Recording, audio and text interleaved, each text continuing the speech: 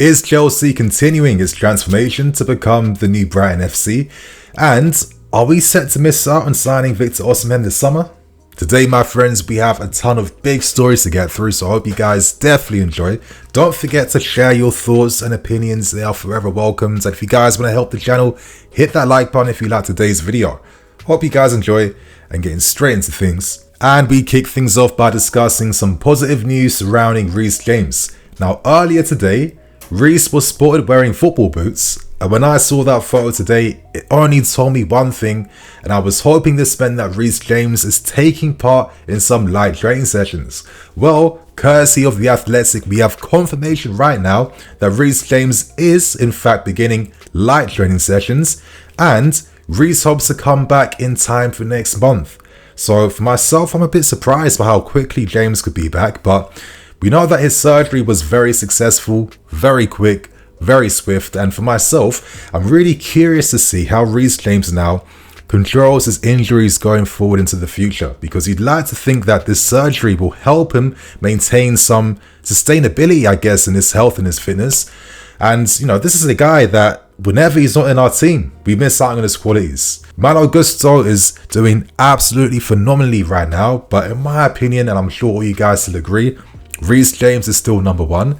So when I saw this clip from BR Football where, you know, Jorginho was interviewed today, Jorginho was asked who his top 5 players are in the Premier League, and he ended this clip by saying Reece James is a top 5 player in this league. He said that Reece is absolutely complete and he's the type of player that he'd want in his team. And I think Jorginho, the Jorginho that is now doing his coaching badges, who's been training alongside Reece James since he first broke into this team as well too. He's going to know a thing or two about player qualities. So I'm more than happy with this news to have Reece back by next month. Hopefully he's coming back to bigger and better things. And hopefully now he can maintain more longevity with his fitness, because when you miss out one of the best players in this country, obviously you're going to feel the impact, right? So right now, let's discuss one of the big reports that dropped today, and we discuss the latest news around staff hires, because currently we have agreed a deal to hire a new loan manager, and he will start next month. And currently we are in negotiations with yet again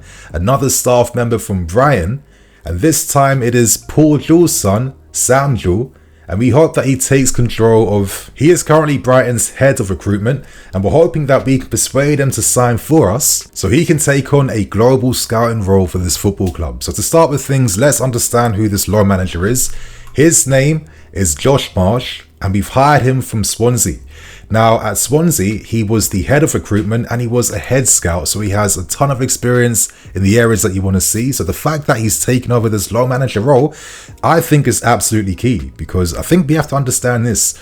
We have never finished the entire restructuring of this football club. We all knew for a long time that we were set to make more hirings in this area in particular. And I think right now it's about outsourcing, you know, key roles to individuals instead of our sporting directors having to handle everything.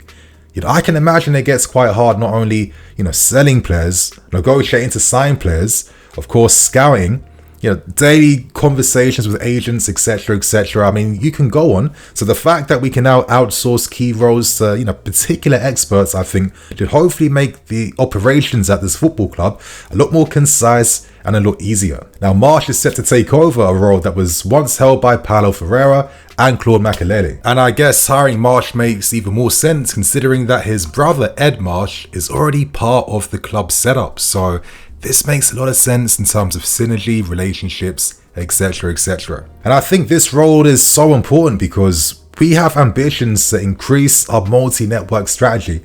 We've signed so many top young players, and I think we're noticing already that these players are kind of like the guinea pigs, because we haven't been able to secure their loan futures in the best, most meaningful way possible. We must safeguard these young talents, otherwise we jeopardize this whole strategy, because that first year or two for these young players is absolutely key. The fact that we have a loan manager that can not only, you know, help us find the best destinations for these players, but to look after the loan players, to report back to the club behind how they're progressing, how they're developing, that is absolutely key. And I remember when many players were having their loan spells at Vitesse Arnhem, you know, I remember like your Mounts and Broges and co would report back having very favourable things to say about the previous loan managers that would of course run that side of the club. So in my opinion, this is the best strategy.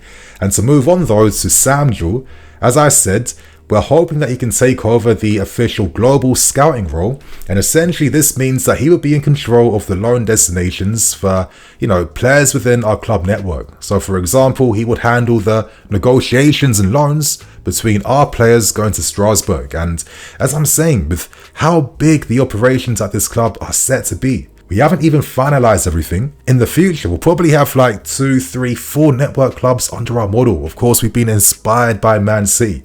We need to hire the right experts that can take control of these things. And I think once Christopher Vivell left us, there was a gaping hole in this area. So I think they've decided to outsource by making 2 hires to streamline this process even more. Now, at the start of this video, I was kind of messing around by saying, are we becoming Brighton FC? But we can't deny the fact that we've hired our sporting director, and we've also hired a data analyst from Brighton, and we previously hired Graham Potter as well too. As we all know, we've been heavily inspired by Brighton's model, and we're trying to recreate that model on a bigger and wider scale. One of the reasons why Sam Jewell is being targeted is because Winston Lee has worked alongside him at Brighton, so he already has a working relationship with one of his staff members, and I think that's key because it streamlines this process even more. We don't have to think about building relations with strangers. The fact that he's worked with him already is a great success because, Sam Jewell was really praised for the bits that he played when it came to Brighton targeting top South American talents. Players like Caicedo, McAllister, and Zisco, Brunate, etc, etc. And as we know, we are also targeting South American talents, and that's a very key part of our strategy. So at the moment, I can see the synergy that we're trying to create. Now, earlier today, when this news first broke, this news was met with a bit of skepticism in the fan base, and I think it's a bit misguided in my opinion, because I think we already understand what we're hoping to do right now. It's not like we can just sack everyone and restart anew, because then we'd be absolutely finished. It's about doing the right things to progress in the right way, and I think these staff hire appointments are very helpful ones that should help us in the long-term future. So, it's good news in my opinion. I don't think it's an insult that we've taken inspiration from Brighton, because our ambition is to do what Brighton are doing, but on a bigger and better scale. Hence why we're buying their best players. Hence why we've signed your Enzos, why we're targeting bigger players in the summer as well too. Let's not act like this is like a terrible model to follow that has no long-term benefits. At the moment, we're going through the growing pains of trying to get everything clicking and running. That won't happen in the space of a few months. We can't be naive around that. But seeing as we are already in the middle of this process, it's about fine-tuning it. And I think these stories today point towards a more positive direction for this club. So that is the staff hiring news out the way. And I guess that leads us on to discussing potential manager replacements for next season. And that's because it's been reported today that it is very likely that this could be De Zerbi's final season at Brighton. Now, I'm going to say this from the start, I'm going to give some quick opinions on De Zerbi. Listen, I could do a separate video entirely breaking down everything in greater detail, but I'm going to keep things quite concise for the sake of this news video. But as reported today by the Daily Mail and other news outlets, Brighton are expecting De Zerbi to leave, and already they are looking at contingency plans to find potential replacements. Now, currently they report that Liverpool are heavily in favour of De Zerbi replacing Jurgen Klopp, but at the same time, Liverpool are also interested in Xabi Alonso. I think it's going to be very hard to hire a top manager, knowing that there's many great positions available in Europe. Barcelona, Liverpool, potentially Juventus, and a lot more. So it'll be very interesting to see what happens. Of course, right now, we have full faith in Mauricio Pochettino, but for clubs like us, if Pochettino doesn't turn things around, if we continue to fail and stagnate, then naturally, he won't be here next season. We never gave him a 5-year deal, we gave him a short-term deal, knowing that if he didn't perform, we could easily rescind him of his duties and hire someone else. And in my opinion, if this hypothetical becomes a reality, I personally think, and this is only my opinion, you don't have to agree with me, but I think that De Zerbi makes the most sense. And for me, it simply boils down to the fact that he's worked with many of the structural figures at this football club before, and he's worked with many of the players we have. Levi Colwill, Caicedo, Cucurella, and most importantly, Mykhailo Mudryk. Most of these players played key roles in his system, and the benefit is they already understand his methodology and his ways to play. His football is very good at bringing out the best in left wingers. You know, Mudryk, Matoma, Jeremy Borg, they've all excelled and played to higher levels playing under De Zerbi. So I think in terms of the confidence that could produce for players that we've already invested in, it could make sense to hire a manager that these guys are already familiar with. I think with the players we've signed, I don't know if becoming another 3 at the back team would make sense. That's why I'm not really in favour of Amorim. Not because he's not an excellent manager, but I just think to myself, is 3 at the back the future for us when we have so much money invested in midfield talents? It just doesn't make much sense to me. People might be a bit cynical and be like, Nini, what's De Zerbi done this season? They're only 1 point ahead of us, but I think if you're going to be that cynical, you're ignoring realities here. And those realities are, they sold all their best players. They've replaced their best players with players starting in the first year of their Premier League careers. They're mostly teenagers, they're very young, so they're not as good as they used to be. They are now balancing out European demands alongside Premier League demands, and they've suffered injuries to key players at the wrong time.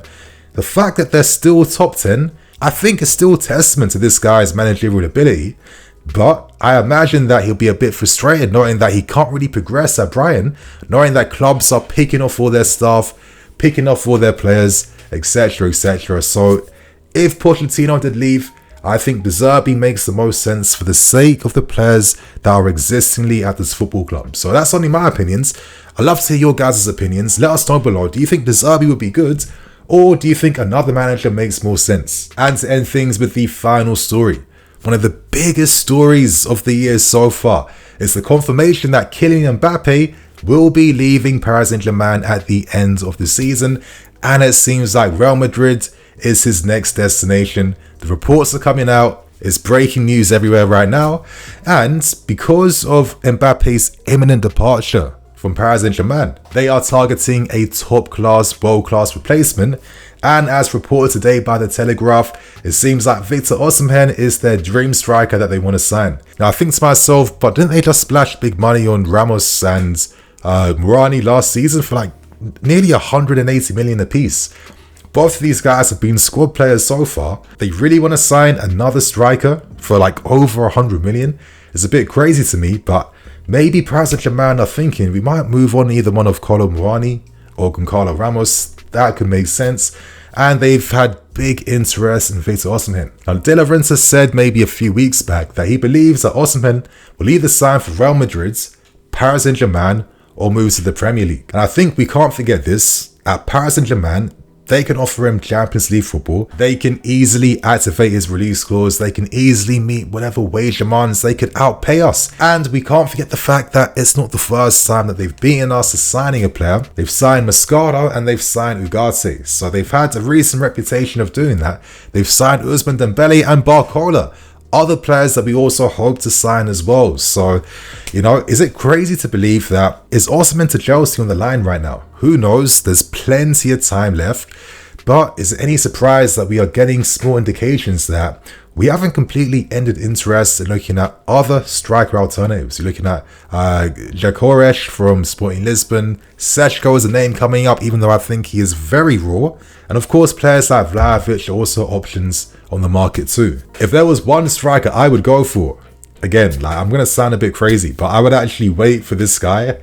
I would probably sign João Pedro because I'm looking at this guy playing and I think, yeah, this guy has the ability to go to a different level, but you might have to stay with Brighton for like another year. But he'd be the guy I would go for because I think potential-wise, I think João Pedro is looking very exciting. But I know that we need to sign a striker for next season.